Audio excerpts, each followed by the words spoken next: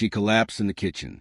One moment, she was there, stirring soup, humming the lullaby she used to sing to our daughter when she was a baby.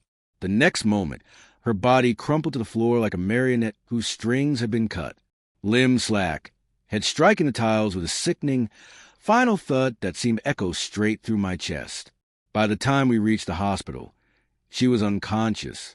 Her chest rose and fell in mechanical rhythm, the sound of machines keeping her alive louder than anything else in the room. Wires curled into her arms like veins of plastic. Tubes invaded her mouth and nose. I could feel the hum of artificial life through the floor beneath my feet. Doctors spoke in that careful, measured tone, professional but cautious, speaking in probabilities instead of promises. It wasn't a doctor who changed everything. It was a nurse. She found me in the hallway, her voice low but urgent, her eyes sharper than any scalpel. "Please," she said, "bring your daughter now." I didn't understand why, but I didn't ask questions. I found Emma in the waiting room, her little fist curled so tight her knuckles had gone white. I took her hand. It was ice cold, as if the warmth had been left back in that kitchen when her mother fell. Together, we stepped into the ICU, and there she was, my wife, pale as snow, still as stone, a fragile body suspended in a web of technology. But she wasn't alone. Beside her sat a man, holding her hand like it belonged to him, whispering her name with the intimacy of someone who had practiced in the dark. I knew him, her co-worker, the one she occasionally grabbed lunch with, the one I'd once shared drinks with at an office party, shaking his hand, thinking he was just another friendly acquaintance. Now here he was, touching her the way I used to, grieving her like she was his. When his eyes found Emma's, he stood. "You're her daughter," he murmured. "No," I said, "she's mine." People say betrayal is slow, a gradual rot, creeping day by day. But in that moment, it didn't creep. It exploded. The next hour dissolved into static. Nurses asked questions I couldn't hear. Emma tugged on my sleeve, asking if her mom would be okay. I kept my voice steady for her, but inside, something vast and cold opened up. We had been married 15 years. 15 years of morning coffees, bedtime routines, shared calendars. I was the builder, the provider, the dreamer. She was a balance, organized, nurturing, full of light. Or so I thought. I remember the quiet nights, our baby between us, whispered promises in the dark. I remember her cupping my face in her hands and saying, "I will never lie to you." God help me, I believed her. The signs had been there, faint but sharp enough to cut if I'd looked closer. Her eyes that darted away too quickly, the work dinners that ran late, the laughter that died the moment I entered the room. And then, last month, Emma found a note tucked inside her lunchbox.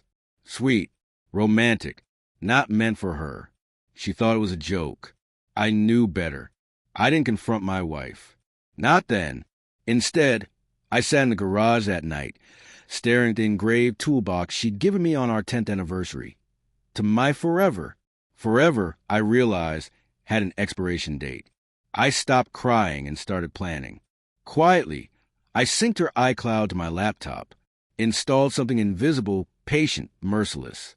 I read every message, saw every photo, even the one she thought she deleted. He called her Sunflower.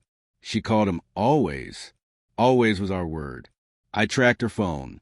She wasn't going to yoga. She was going to room 409 at the Rosewood Hotel. I took pictures, collected receipts, built a file.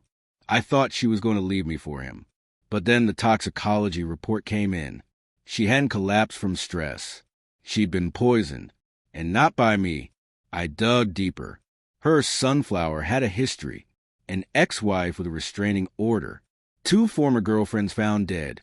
Accidental overdoses. The pattern was obvious if you knew where to look. He'd been dosing her slowly, preparing to erase me. And then what? Moving on our daughter? I don't know if she knew. I don't know if she ignored it.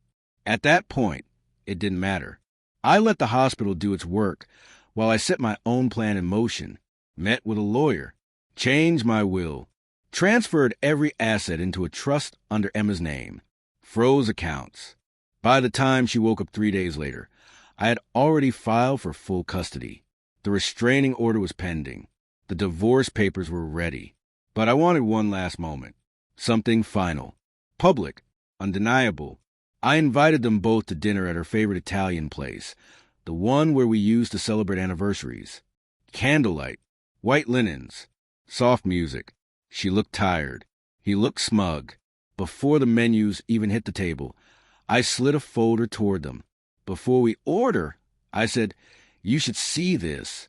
Inside were photos of them at the hotel, screenshots of their messages, GPS logs, the toxicology report, and my custody petition. He froze. She went pale. "You tried to replace me," I said to her quietly. Then I looked at him. "And you tried to erase her. I know what you did. The hospital knows. And by morning the police will too." He stammered, denied, fumbled for words. She turned on him instantly, shock and rage in equal measure. By the time the check came, he was gone. She was crying into a napkin. The divorce was fast. I kept the house, the savings, and custody of Emma. She got supervised weekends and a lawyer's bill. He disappeared into whatever dark place cowards hide when the lights find them. She writes letters now, begging, explaining. I don't read them. Emma is doing better. She doesn't ask about them anymore. I've learned that love without honesty is nothing but theater, and I've stopped clapping. Betrayal taught me patience, precision, silence. I don't regret what I did. I regret believing without proof. But in the end, I played my last move so clean, so sharp, there was no applause. Only the words, "Check, please."